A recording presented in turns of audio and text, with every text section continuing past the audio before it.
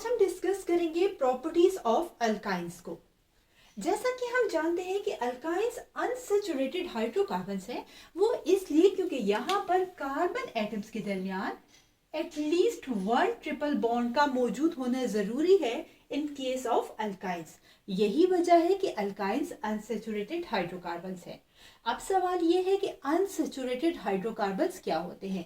याद रखें कि ऐसे हाइड्रोकार्बन्स जिनमें कार्बन एटम्स के दरमियान एटलीस्ट वन डबल बॉन्ड या फिर एटलीस्ट वन ट्रिपल बॉन्ड मौजूद हो, सो इस टाइप ऑफ हाइड्रोकार्बन्स को अनसैचुरेटेड हाइड्रोकार्बन्स कहा जाता है। याद रखें कि अगर कार्बन एटम्स के दरमियान सिर्फ और सिर्फ सिंगल कोवेलेंट बॉन्ड मौजूद होगा तो इस टाइप ऑफ हाइड्रोकार्बन्स को अनसैचुरेटेड हाइड्रोकार्बन्स नहीं कहा जाता, बल्कि ये सैचुरेटेड हाइड्रोकार्बन्स है। सो single covalent bond carbon atoms के दरमियान रिप्रेजेंट करता है सैचुरेटेड हाइड्रोकार्बन्स को। यानी जब कभी किसी हाइड्रोकार्बन में तमाम कार्बन एटम्स के दरमियान सिर्फ और सिर्फ सिंगल कोवेलेंट बॉन्ड होगा, सो इस टाइप ऑफ हाइड्रोकार्बन्स को सैचुरेटेड हाइड्रोकार्बन्स कहा जाता है। और जब कभी कार्बन एटम्स के दरमियान एटलीस्ट वन डबल बॉन्ड या फिर एटलीस्ट वन ट्रिपल बॉन्ड मौजूद होगा तो ये रिप्रेजेंट करते हैं अनसैचुरेशन को, और इस टाइप ऑफ हाइड्रोकार्बन्स को अनसैचुरेटेड हाइड्रोकार्बन्स कहा जाता है। क्योंकि कार्बन एटम्स के दरमियान ट्रिपल बॉन्ड मौजूद होता है अल्काइंस में, यही वजह है कि ये अनसैचुरेटेड हाइड्रोकार्बन्स है।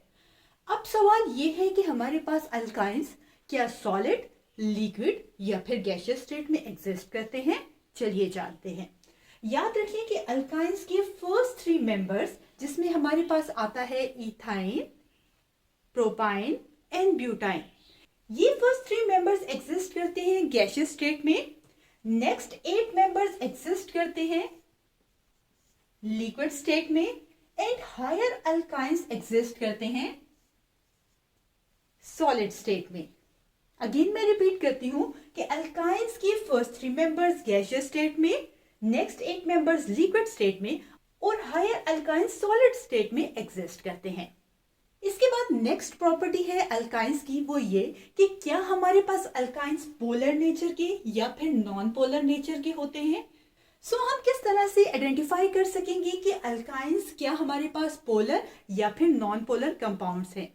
याद रखें कि पोलर कंपाउंड्स वो कंपाउंड्स होते हैं जिनमें कार्बन एटम्स के दरमियान इलेक्ट्रोनेगेटिविटी का डिफरेंस मौजूद हो। इलेक्ट्रोनेगेटिविटी की डिफरेंस की वजह से यहाँ पर पोल फॉर्मेशन यानी कि पार्शियल चार्जेस आते हैं, और इसी वजह से ये कंपाउंड जो होता है ये पोलर कंपाउंड कहलाता है। और जब कभी एटम्स के दरमियान इलेक्ट्रोनेगेटिविटी का डिफरेंस मौजूद ना हो, सो इस केस में चार्ज फॉर्मेशन नहीं होती, यानी पार्शियल चार्जेस नहीं आते, क्योंकि इलेक्ट्रोनेगेटिविटी का डिफरेंस मौजूद नहीं होता। और यही वजह है कि ये नॉन पोलर कंपाउंड्स कहलाते हैं। क्योंकि हमारे पास अल्काइंस में कार्बन और हाइड्रोजन मौजूद होते हैं, और यहाँ पर मौजूद कार्बन कार्बन के साथ बॉन्ड बना रहा है, इन दोनों कार्बन एटम्स के दरमियान इलेक्ट्रोनेगेटिविटी का डिफरेंस मौजूद नहीं होता। याद रखिए कि सेम एटम्स के दरमियान इलेक्ट्रोनेगेटिविटी का डिफरेंस मौजूद नहीं होता, और वो नॉन पोलर होते हैं। और साथ ही यहाँ पर कार्बन के साथ हाइड्रोजन भी मौजूद है।